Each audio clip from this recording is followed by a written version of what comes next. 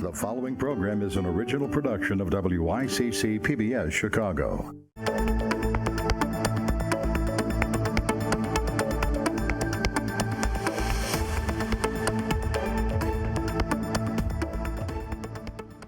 I'm Patricia Brown Holmes, President of the Chicago Bar Association. Welcome to Justice and Law Weekly. I'm delighted to welcome Ruth Bader Ginsburg, Associate Justice of the Supreme Court of the United States, as my guest. Justice Ginsburg is a powerful advocate for gender equality. As a litigator and as a judge, she's changed the face of American anti-discrimination law. When she's not pulling all-nighters writing opinions, you can find her at the opera, working out with her personal trainer, or hosting classical music radio programs, to name a few things. She's an inspiration across generations. Welcome to Chicago, Justice Ginsburg. Thank you so much. We've talked a little bit about your background. Let's talk a little bit now about women's rights. You've been a powerful advocate for women's rights. As a law professor at Rutgers, you did a Women and the Law seminar, one of the very first. As a faculty advisor, you helped publish one of the first journals in the United States called Women's Rights Law Reporter. And you were one of the first tenured women professors at Columbia. You co-authored the first law school casebook on sex discrimination. Can you discuss some of these experiences and why you felt the need to do any of those things?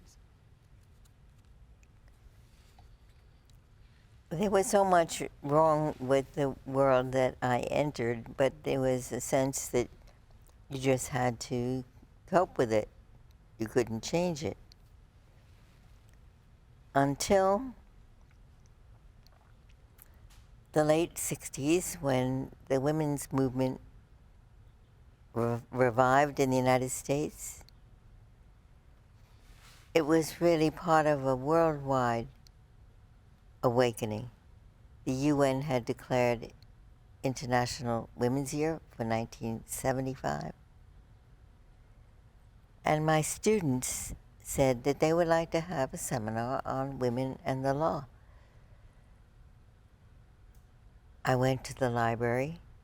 I read in the space of a month every article that had ever been written on the subject, every federal decision. Now that was no mean feat, because sure. it was not. It was not an arduous task, because there was precious little out there.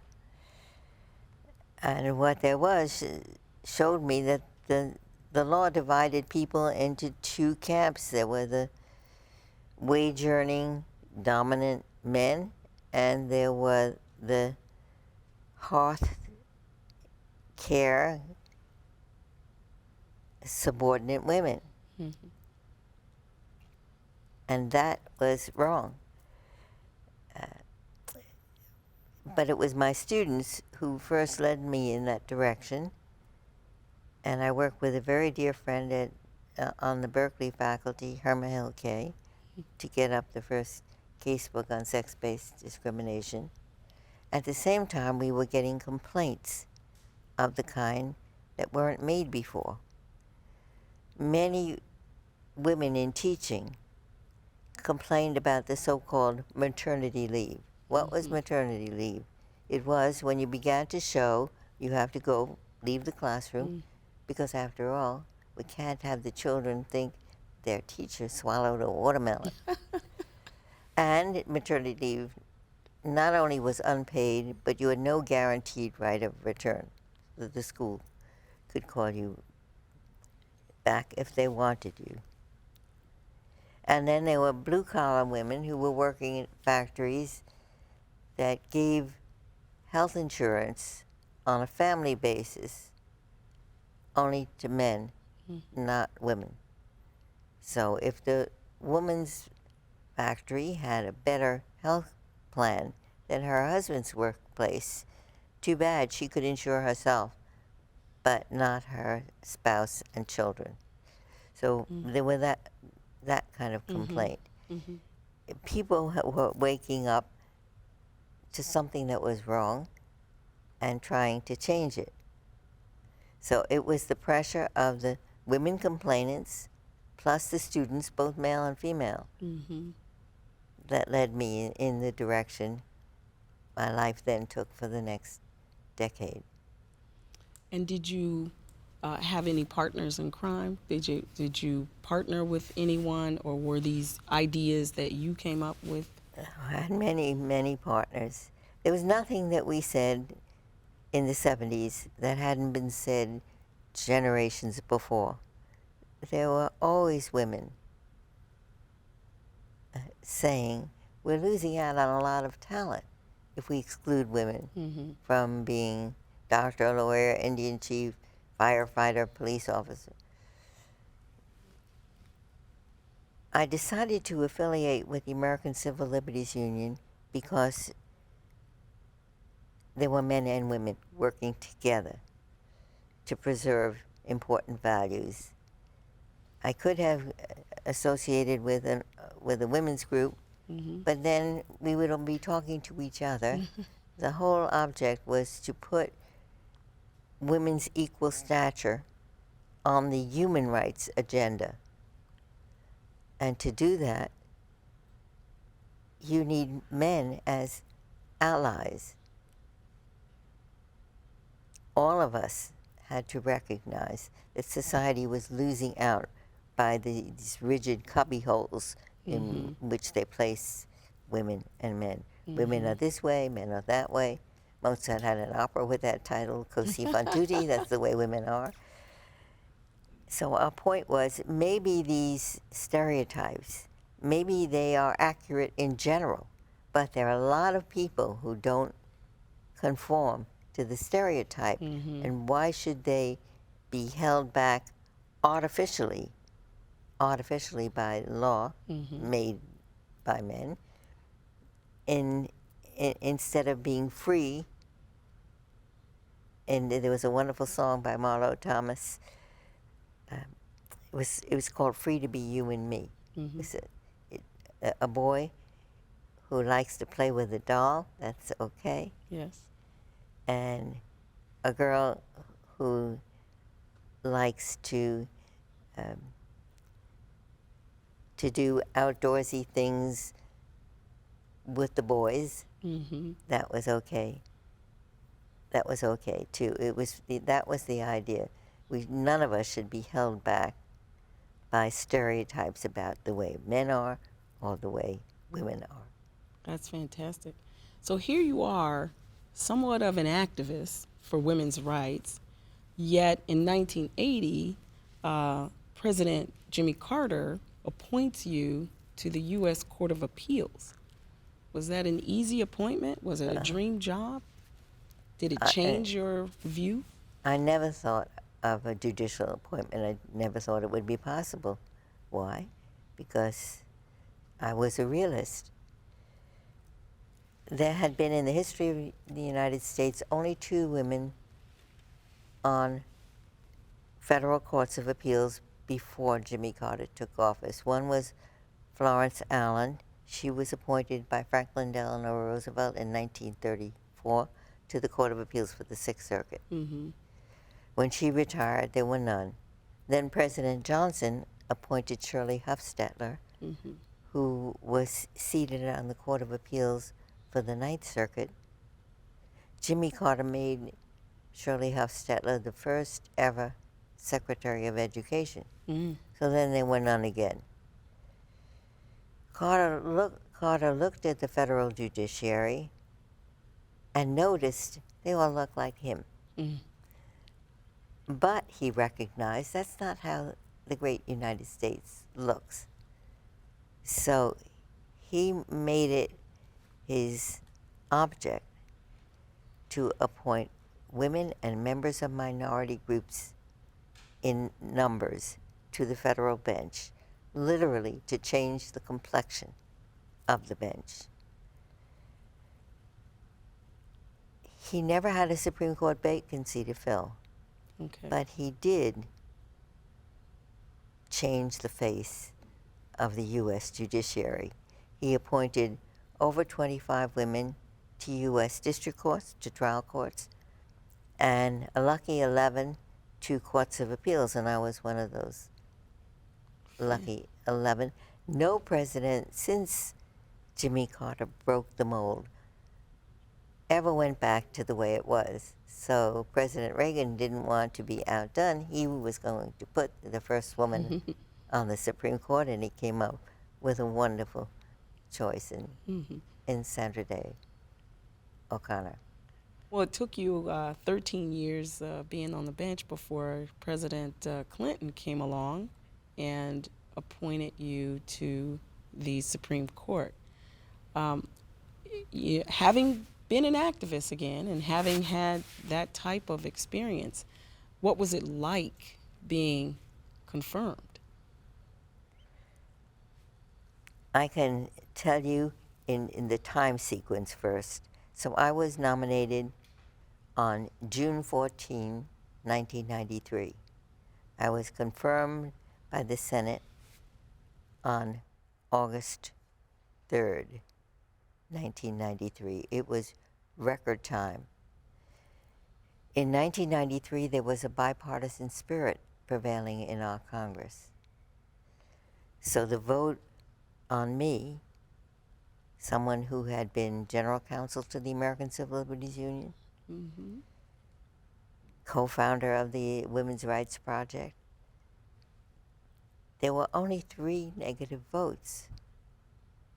That's fantastic. And my strongest supporter on the Judiciary Committee was not Senator Biden, who chaired the committee, but Senator Orrin Hatch from Utah. Really? There must be a way of returning to that situation. It was the same for Justice Breyer, Right. who was nominated a year after. He had well over 90% That's of the fantastic. vote. And the last 4 appointments, the Senate has been sharply divided, Republicans on one side, Democrats on the other. I don't know what it will take, but in the early 90s, it was working just the way it should. Everyone participating. Yes, there was a bipartisan spirit. How that got lost and how it will be regained, I'm hopeful that it will be. Well, that's something great to hope for. I know in confirmation hearings after yours, there was a term used, Ginsburg hearing. Yes. Explain that. The Ginsburg Rule. The Ginsburg Rule was, you can ask me about any of the hundreds of decisions I rendered on the D.C. Circuit, or about articles I've written, or speeches I've given. But the one thing I cannot answer is a question designed to ferret out how I would rule on an issue that is or may come before the court. I cannot preview what my decision would be. And I explained that an appellate judge is bound by a record. So the first thing is the proceedings in the trial court, then the proceedings in the Court of Appeals. I always read the opinions of the first courts to hear the case, the trial court, the Court of Appeals, before I turn to a lawyer's brief. That's how I know if the lawyers are honest. Of course, they're always honest. And then in the Supreme Court, in the most watched cases, we get many, many friends of court. Okay. So in the same-sex marriage case, for example, we had 148 friends Oh my goodness. who were telling us what they think It's a lot of briefs to read. of that. I'll tell you, it's not a secret about the way I work. I will read all of the parties' briefs. I do not read 148 friend of the court briefs, but my law clerks do. Oh, good. And they good. will tell me most of the briefs are Me Too briefs. They're just Okay. repeating what's in the parties' briefs. Okay. but there will be a nugget in one brief. Maybe a brief is so good I should read the whole brief, Okay. and that's how I get through It's a lot. the readings. Yes, there's a huge amount of It's a reading. lot. Well, let's talk about when you first got on the Supreme Court. There's only one other woman there Yes. that had to be lonely.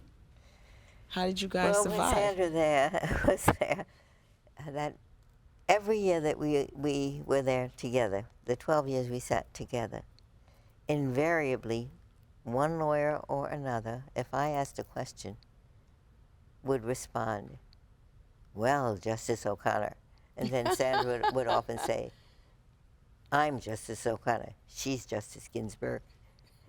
The National Association of Women Judges had foresight. They held a reception for me when I was confirmed, and Justice O'Connor was the guest of honor. They gave us T-shirts. Hers says, "I'm Sandra, not Ruth." Mine, "I'm Ruth, not Sandra." When Sandra left us, that's when I was really lonely. Oh, yes. It was altogether the wrong picture for the public that comes to the court to watch us in action. There are these 8 men. I'd say my colleagues are all well-fed. And then there was this little woman on the side. Now, the difference is I am toward the middle because I've been there so many years. Right. Elena Kagan is on my left. Sonia Sotomayor on my right. Yeah. And my newest colleagues are not shrinking violets. Mm-hmm. They're very actively engaged. So when we have a 3-minute line of mainly school children parade inside of the court, in and out of the court, and they see we're 1/3 of the bench. Yes. 3, it looks like we're there to stay. Fantastic. 1, as I said, was lonely. That was very lonely. There was a book written recently about you and Justice O'Connor, sisters-in-law. Yes. What do you think about that? Did you I participate in haven't- that? I haven't read the book yet. I hope I will sometime. But I had tremendous affection and admiration for Justice O'Connor. In many ways, she was my big sister. Nice. I'll tell you a typical Sandra story. So the first assignment for the new justice is supposed to be a single issue, unanimous decision. Mm-hmm. Instead, our chief assigned to me an ERISA case. ERISA Oh, is wow. the Employee Retirement Income Security Act, Right. maybe the most dense statute Difficult. Congress ever passed. And we were not unanimous. We were 6-3. Oh. So Justice O'Connor knew the chief very well. They were classmates at Stanford Law School. They were practicing in the same town in Phoenix, Arizona. I went to Justice O'Connor and said, "He's not supposed to do that to me." And her response was, "Ruth, you just do it. That's right. Just do it. And make sure you circulate your opinion before he makes the next set of assignments. Otherwise, you'll get another dull case." That was her attitude to everything. Whatever came her way, she would just, do it. yeah. Tackle it. And her advice to me when I had colorectal cancer, she had gone through a mastectomy some years before that. First advice, don't try to, you're going to get many, many well wishes will send you cards. Those were 1999, it was before the email was so prevalent. Don't even try to answer. You concentrate on the work you have to do. And then she said, schedule the chemotherapy for a Friday. Oh. You'll get over it during the weekend, and on Monday you'll be okay. That's hard charging. Yes. That's very hard charging. Oh, I should say that in this first opinion I wrote for the court. Sandra was on the other side. She was on the dissent side. But when I announced my opinion from the bench, she passed a note to me that read, "This is your first opinion for the court. It is a fine one. I look forward to many more." Oh, That's what she did. that's wonderful. And I did the same thing for Justice Sotomayor and for Justice Kagan Oh, when that's they wonderful. announced their first opinion. Sisterhood. I love it. I love it. Speaking of your friends and buddies on the court, it's no secret that Chief Justice Rehnquist was one of your friends, and that one of your dearest buddies on the court is Justice Scalia, and that you guys love going to the opera together. Talk a little bit about how that happens when you appear to be on opposite ends of the ideological spectrum. We had been buddies together on the D.C. Circuit. One thing about Justice Scalia, he has a marvelous sense of humor. He is a very funny man. Yeah. And on the D.C. Circuit bench, there are three of us, so I'm sitting next to him, and he says something that just cracks me up. I have to pinch myself really hard, so I won't laugh hilariously. What we have in common is we both care about how one writes an opinion. Of course, our writing style is totally different, but we care about using the right word, about making what we are trying to convey clear and not too long. On the D.C. Circuit, I would sometimes read his opinions, even when he was on the other side, and I would make some suggestions. He did the same for me. But I think it's a common effort to write the opinion so that at least other lawyers and judges will understand what the court held. And another thing was we both care about families. Nice. And he has a rather large family, 9 children and 30-odd grandchildren. Whoa. I have only 2 children. Another opposite end of Yes. the spectrum. Can you talk a little bit about case assignments? You've been on the court long enough now that you're in charge of dissents, assigning dissents. How does that work so that the public understands what goes on in that process?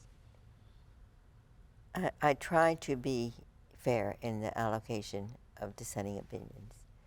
I think everyone agrees that as the most senior justice, I should take the Shelby County Voting Rights Act case, or the Ledbetter case, or the Hobby Lobby case.